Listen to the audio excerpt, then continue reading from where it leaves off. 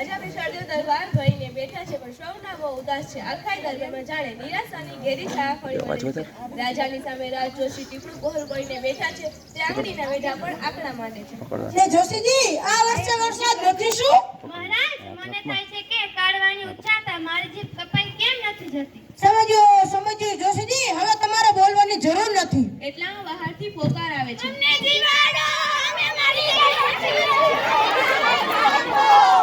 મારી લાકડી રહી તો ભૂખે મરે છે.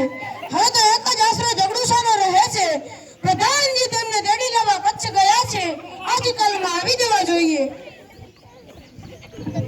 પ્રણામ મહારાજ, કચ્છના સોદાગર શેઠ જગડુસા પધાર્યા છે. પ્રધાનજી પણ સાથે છે. એકદમ તેમને અંદર લઈ આવો. મહારાજ, પ્રધાનજીએ કહેવડાવ્યું છે શેઠ જગડુસા સોદાગર છે, તેમનો સત્કાર કરવા આપો. સમજ્યો પ્રધાનજીની વાત સાચી છે. તેમનો સત્કાર કરવા માટે મારે પોતે જ જવું જોઈએ. રાજા ગાદી પરથી ઊભા થઈ જાય છે. આખી કચેરી ઊભી થઈ જાય છે. પછી રાજા જગડુસાનો સત્કાર કરવા પ્રવેશ દ્વાર ભણી જાય છે. સામેથી પ્રધાન જગડુસાને લઈને આવે છે. બંને એકબીજાને વહાલથી નમસ્તે કરે છે. પધારો મહારાજ. પછી રાજા જગડુસાને ગાદી તરફ દોરી જાય છે અને પોતાની જોડે જ ગાદી પર બેસાડે છે. બંનેના બેસ્યા બાદ પ્રધાન દરબારીઓ પોતપોતાના આસન પર બેસે છે. મહારાજ, ઓચિંતાનો કેમ યાદ કર્યો મને? સુખ દુઃખની વાતો કરવા શેઠજી. ગુજરાતમાં આજે 3 વર્ષથી કાળમાં દુકાળ ચાલે છે. એકલા ગુજરાતની કાં વાત કરો છો? આખા હિન્દુસ્તાનમાં જે દુકાળ છે.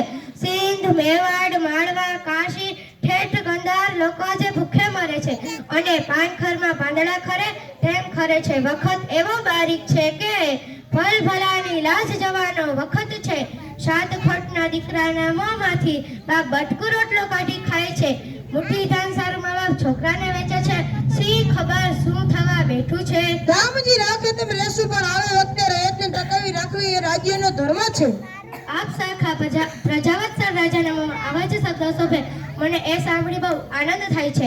મેં તો સાંભળ્યું છે કે આપે આપના ધાનના કોઠાર અને ધનના ભંડાર ગરીબોને માટે ખુલ્લા મૂકી દીધા છે. મૂકી દીધા તો હવે તો એ પણ ખાલી થઈ ગયા છે. મારા ધનના ભંડારના અન્નના કોઠાર ખાલી ખમ પડ્યા છે અને મારી રયતનો પેટનો ખડ તો હજી ઊણો ને ઊણો જ છે. ધાર્યું હતું કે વરસાદ આવશે ને સૌ સારાવાના થશે, પણ વરસાદ આવ્યો નહીં ને અધૂરામાં પૂરા તીડ પડ્યા અને લોકો ત્રાહી બામ પોકારે છે.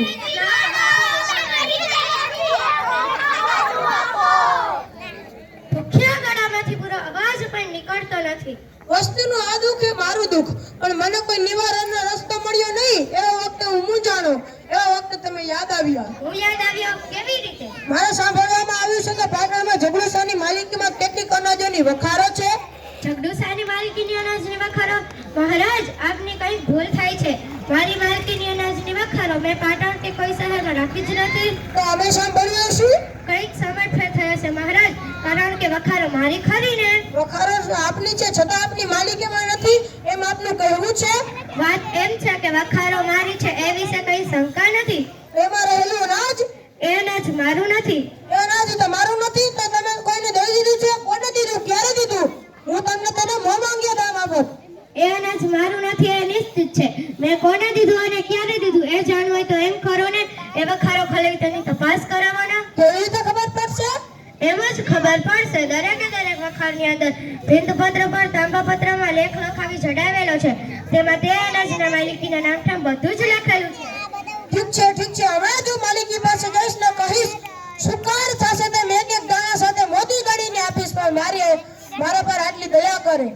જે રાજાના દિલમાં રહેતા સુખ દુઃખનો આવો ખ્યાલ છે તેને અનાજ જરૂર મળી રહેશે. મળી રહેશે? કોટવાલજી જાઓ અને વખારોને ઉગાડીએ લે કહી લઈ આવો. જેવી આજ્ઞા મહારાજ. આપે આટલી તકલીફ લેવાની કઈ જ જરૂર નથી. હમણાં જ મારા માણસો લેખ લઈને અહીં આવશે. મેં ક્યારના તેમને ત્યાં મોકલી દીધા છે. એટલામાં હાથમાં તાંબાપત્ર લઈને એક માણસ સભામાં દાખલ થાય છે. બધા તેની સામે જોઈ રહે છે. તે રાજાને અને જગડુસાને પગે લાગી લેખ જગડુસાને આપે છે. જગડુસા રાજાને આપે છે. આ જે લેખ છે? હા મહારાજ, પંડિતજી પાસે વંચાવો. પંડિતજી લો લેખ વાંચો. પંડિતજી ઊભા થઈને આગળ આવે છે. રાજાને પ્રણામ કરી પત્રું હાથમાં લે છે. મહારાજ સાંભળો, આ વખાણ ઝઘડુસાની છે, પણ વખારમાંનું બધું અનાજ એના ભૂખે મરતા ગરીબ ભાઈ ભાંડુઓનું છે. દેશની ભૂખે મરતી વસ્તી આ અનાજની માલિક છે. એના એક દાણા પર પણ ઝઘડુસાનો હક નથી. વાહ ઝઘડુસા વાહ, તમે તો કહેતા હતા કે આ અનાજ તો મારું નથી. તો મારું છે એ તો ગરીબોનું છે. આ અનાજમાંથી એક દાણો લેવાનો મને હક નથી.